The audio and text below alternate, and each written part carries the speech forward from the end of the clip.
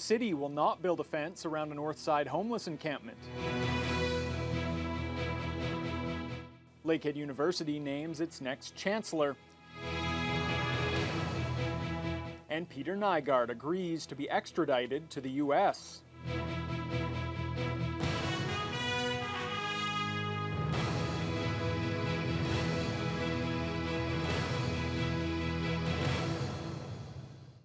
Good evening and thank you for joining us. I'm Catalina Gillies. And I'm Ryan Benazzo. The city of Thunder Bay has reversed course and decided not to put up a fenced enclosure around a makeshift homeless encampment at County Fair Mall.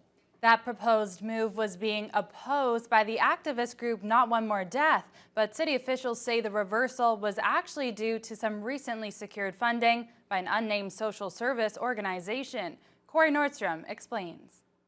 Throughout the morning, members of the local activist group Not One More Death were on scene at the former Sonny's Gas Bar property, looking to disrupt the city's original plans to put up a fence there. They don't have to fence it, and they're doing it because they're ashamed. They don't want to see these people. They want to hide them away. They don't want to spend money on helping them to get proper housing and to make sure they're in a building somewhere safe. People who had been staying under the derelict gas station's canopy were given tents by an anonymous group as they assumed they would soon have to return to sleeping in the nearby bush. It's a situation Shakopee says affects the people here in many negative ways. They become very sick in their mind, and also they feel like people don't care for them. People don't care in Thunder Bay. While all of this was going on, city officials announced the plans to fence off the homeless encampment had been put on hold after the situation took a turn in a different direction on Thursday. One of the partner organizations has secured some additional funding. They're just getting that all sorted out. I think the paperwork has to get done to provide another level of assistance. Vincent wasn't able to say where the funding came from or in what amount it is, but he did say what the partner organizations were aiming to address. To find alternate accommodations or solutions to their personal issues. So I'm hoping that that's what's going to come. That's my sense of, I think, what's coming. Vincent says that if the latest undisclosed solution eventually runs its course and the encampment returns, they will revert back to their plan of putting fences around the gas station property. Corey Nordstrom, TBT News. Lakehead University has named its next chancellor. Dr. Rita Shelton Deverell will be the school's 10th chancellor and the first woman of color to hold the position. Shelton Deverell will be formally installed at the next LU convocation in 2022. She already has a long list of accomplishments. She became the first woman to lead a journalism program at a Canadian university and received an honorary doctorate at Lakehead's Aurelia campus. She also won 2 Gemini Awards, the Black Women's Civic Engagement Leadership Award, the Order of Canada, and in 2018 was named Woman of the Year for her contributions to arts and activism.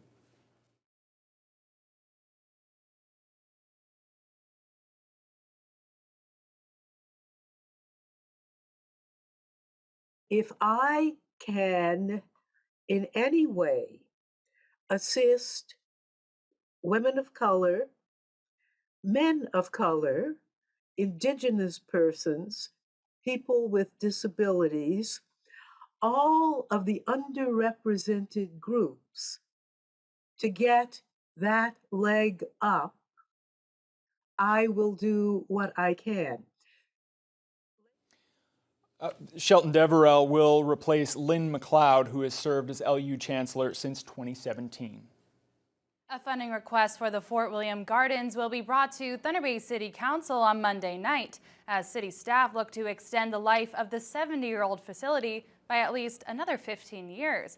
Community Services and Facilities staff are recommending Council divert $400,000 towards investing into the gardens. The building also just received more than $1 million worth of upgrades. The report to Council includes 3 options: but it's recommended to continue using the gardens long-term at a cost of nearly $3 million, most of which would come from Ottawa. Facilities Director Jerry Brewer explains the backup plan if they only receive municipal funding. The project in its entirety that we proposed to the feds wouldn't happen, but the majority of the work would happen. And that would be specific to the accessibility, the energy efficiency upgrades, and to make sure that the building is watertight. We may not be putting new finishes on the exterior of the building. There are also options for a shorter lifespan for the aging gardens. For the second straight day, there are no new COVID-19 cases being reported by the Thunder Bay District Health Unit. There are still 5 active cases across the district. There are, however, 3 new cases coming from the Northwestern Health Unit today, 1 each in the Rainy River District, the Kenora region, and the Sioux Lookout area. There are now 7 active cases across the NWHU catchment area. Ontario is making it mandatory for all staff, students, and volunteers in long-term care homes to be vaccinated. Everyone will have to show proof of vaccination or an exemption by November 15th. Colin DeMello has the details. They were among the first people in Ontario to be eligible for the COVID-19 vaccine. Staff at long-term care homes were prioritized for the shot. But nearly a year later, some long-term care homes have shockingly low staff vaccination rates. We have had good participation from long-term care staff, but we do have homes that have under 40% vaccination rates. The province says it'll adopt a zero-tolerance policy for nursing homes. Staff have until November 15th to prove that they've had 2 doses of the vaccine or submit a medical exemption. Those who remain unvaccinated will not be allowed to enter a long-term care home in Ontario. This should have happened yesterday. It should have happened months ago. I would love for this to be sped up, and maybe indeed we'll see that if outbreaks continue to get worse. The new policy, however, could create a gap in staffing. The province says out of the 626 long-term care homes, more than half are under-vaccinated. 367 have a vaccination rate of 90% among staff, and 99 homes have a rate of less than 80% among staff. That means hundreds of homes could be understaffed when the policy finally takes effect. So we are putting measures in place to support homes that may need some help. And that includes continuing to provide prevention and containment funding to homes so that they can hire new staff as needed, deploying our secure mobile enhancement and support teams to work with homes facing critical staffing shortages. These teams were quite successful and deployed to 70 homes during the previous waves. The new provincial policy also created some loopholes. The minister says unvaccinated family members will still be allowed in to see loved ones. Any unvaccinated individual would need to be tested going in. Of course, these people are visiting one individual, not multiple individuals typically, so the risk is lower. But none of these steps are off the table in the future.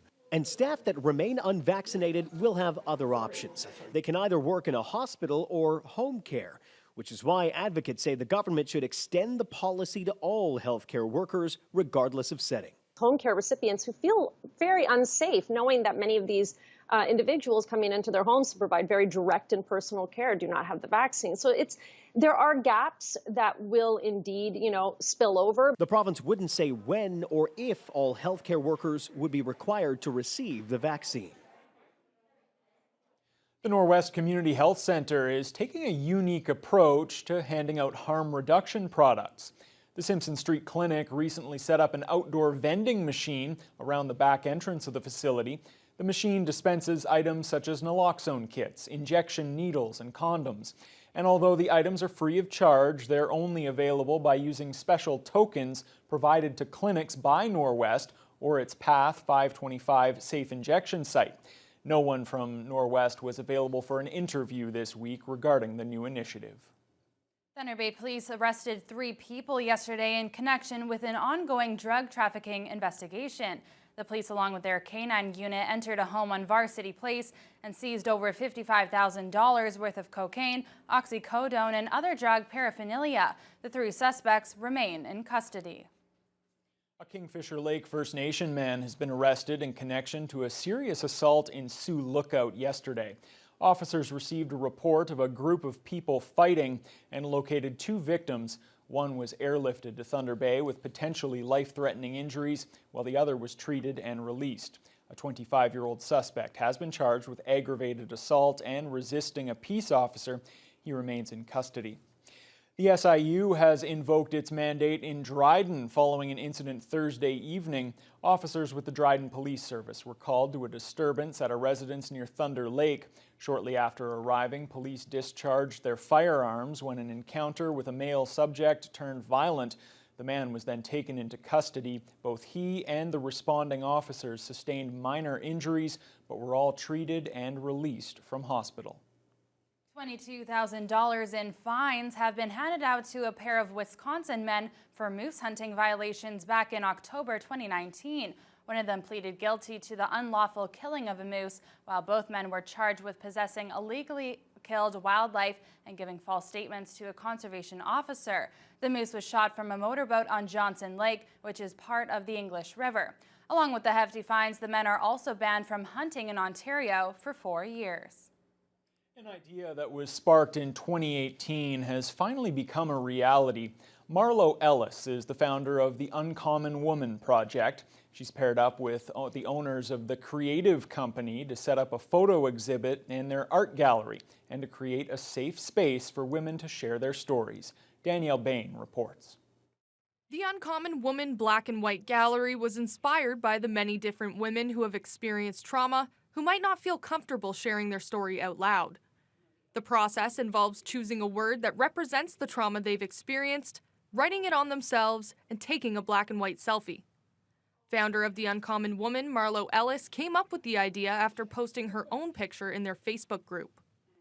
In 2018, there was a need in the Uncommon Woman for more opportunities for women who weren't ready to share their stories yet via words, to express through some modality their painful stories and how they have risen up from their pain. Co-owner of the Creative Company, Dina Kruger, did a picture herself and said the process was incredibly therapeutic.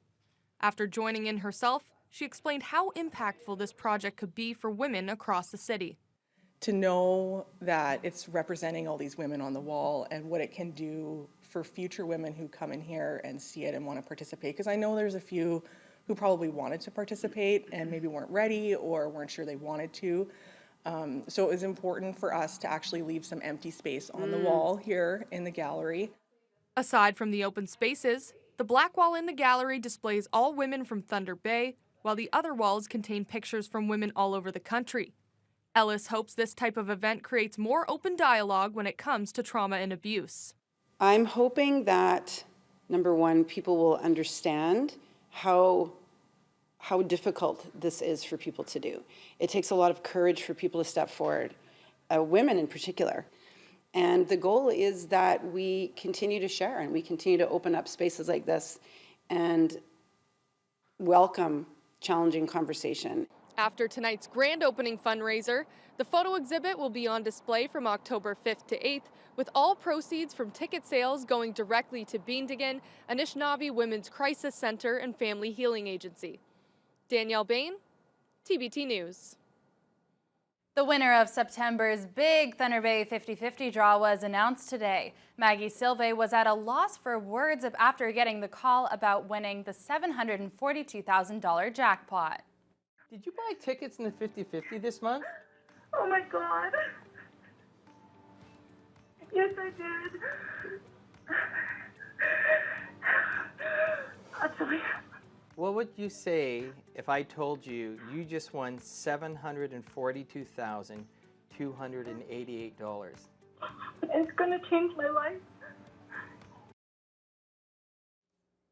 Silve said she needed some good news, and this was definitely it. She plans to buy a house in the country along with expanding her business. Silve said she dug up a horseshoe the day before the call, thinking it would bring her some luck. And after this news, she will be hanging the horseshoe on her front door. Every ticket sold in the 50-50 draw funds important medical equipment at the Thunder Bay Regional Hospital. Tickets are already available for the next 50-50 draw on October 29th, with half the proceeds going towards breast cancer care in northwestern Ontario. I love hearing those phone calls, so emotional from the people whose lives really have